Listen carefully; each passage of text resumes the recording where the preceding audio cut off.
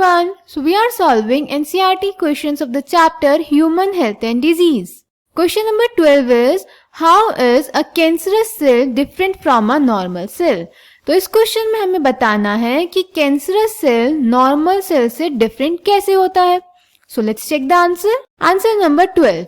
तो बेटा क्या होता है, हमारी बॉडी के जो नॉर्मल सेल्स होते हैं वो जनरली सेल ग्रोथ और डिफरेंशिएशन कंट्रोल्ड और रेगुलेटेड वे में शो करते हैं, पर जो कैंसरस सेल्स होते हैं उनका सेल ग्रोथ और डिफरेंशिएशन रेगुलेटेड नहीं होता. So first point, in our body, cell growth and differentiation is highly controlled and regulated. In cancer cells, there is breakdown of these regulatory mechanisms. Clear?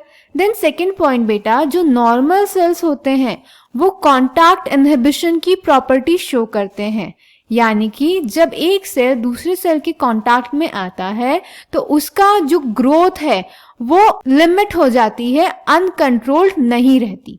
पर cancer cells में ऐसा नहीं होता, उनमें uncontrolled growth होती है. Normal cells show a property called contact inhibition, by virtue of which contact with other cells inhibits their uncontrolled growth. Cancer cells appears to have lost this property. Clear?